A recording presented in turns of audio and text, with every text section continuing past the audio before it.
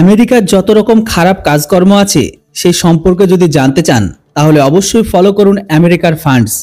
মানে আপনারা যদি আমেরিকার পয়সাকে দেখেন বা লক্ষ্য করেন তাহলে আমেরিকার সমস্ত রকম রণনীতি, আমেরিকার সমস্ত রকম কুকর্মগুলোকে খুব ভালোভাবে জেনে যাবেন।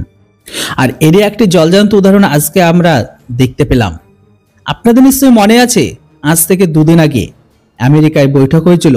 তখন একটি জয়েন্ট কনফারেন্স কার্যগত করা হয়েছিল, যেখানে দুই দেশের নেতার গোটা বিশ্বের যত রিপোর্টার তাদের দ্বারা নিজেদের প্রশ্নকে করে সেখানে। তো এর মধ্যে একটি প্রশ্ন এটাও ছিল যে আপনি কি মনে করেন আমেরিকার যে ডিপ স্টেট বাংলাদেশের সংকটকে খাড়া করেছে, আমেরিকার ডিপ স্টেটই কি বাংলাদেশের রাজনীতিকে পরিবর্তন করেছে?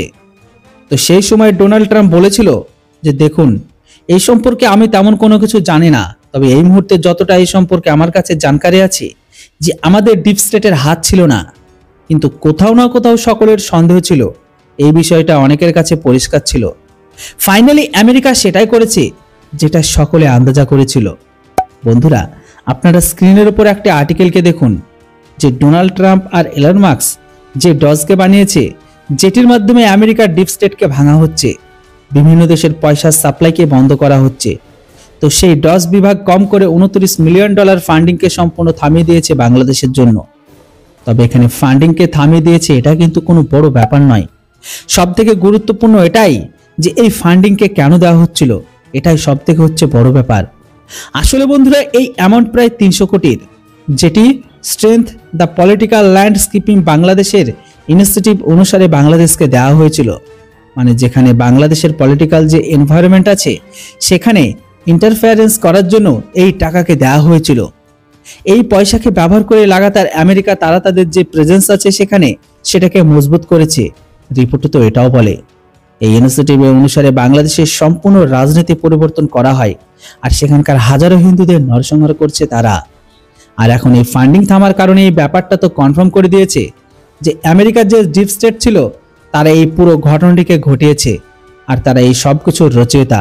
আর এর পরিণাম হিসাবে যেখানে যে একটি সেকুলার সরকার ছিল তাকে ফেলে দিয়ে সেখানে কট্টরবাদী সরকারকে খাড়া করা হয়। দানাশাহী ভাবা বা ভাবনা চিন্তা রাখা ব্যক্তিদেরকে দাঁড় করানো হয়েছে। আর এটাতে ফল হিসেবে বাংলাদেশের ঘরের ভেতরে এত বড় নরসংহার করা হয়েছে, এটা এখনো চলমান।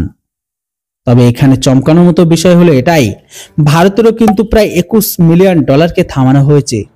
তো এটা কোন ইনিশিয়েটিভ হিসেবে ছিল ভারতে? তো বন্ধুরা, এই টাকা দিয়ে ভারতের ভেতরে ভোটার টার্নআউটকে বাড়ানো। এবার আপনারা বুঝতেই পেরেছেন যে আমেরিকা ভারতকে 180 কোটি টাকা দিচ্ছে এই কারণেই যে ভারতের ভেতরে ভোটিং যেন বাড়ে, বেশি বেশি করে লোক যেন ভোট দেয়। তো এটাতে আমেরিকার বা কি লাভ? দেখুন বন্ধুরা, আমেরিকা এখানে কোনো বড় উদ্দেশ্য তো অবশ্যই আছে, কেননা আমেরিকার স্বার্থ ছাড়া 1 টাকাও কোথাও যায় না। আর এই কারণেই তো আমেরিকা 180 কোটি টাকা দিচ্ছে ভারতকে। তো এখন এই মুহূর্তে ভারত সরকারের এই বিষয়টিকে গভীরভাবে দেখা উচিত যে আমেরিকার এত বড় পরিমাণ অ্যাড হিসেবে ভারতের ভেতরে যে টাকাকে ঢালছে তাদের মোটিভটা আসলে ছিলটাই বা কি। আর এই কারণেই দেয়া হয়েছে, কেননা ভারতের ভেতরে পলিটিক্যাল কোনো বড় রকম খেলা তো খেলছিল না আমেরিকা। তো বন্ধুরা, এখনো পর্যন্ত এই বিষয়টা ক্লিয়ার নয় আমেরিকার উদ্দেশ্য কি ছিল ভারতে এতগুলো টাকা দেওয়াকে নিয়ে। তবে যেটাই হোক, ভারত সরকারের উচিত সবকিছু ক্লিয়ার করে সামনে এনে আমাদের সামনে তুলে ধরা। এর জন্য ভারত আমেরিকার সম্পর্ক খারাপ হলেও হোক, কেননা আগে আমাদের দেশ, তারপর আমেরিকা। আপনাদের কি মতামত সেটি অবশ্যই কমেন্ট বক্সে লিখে জানান। Thanks for watching. জয় হিন্দ, বন্দে মাতরম।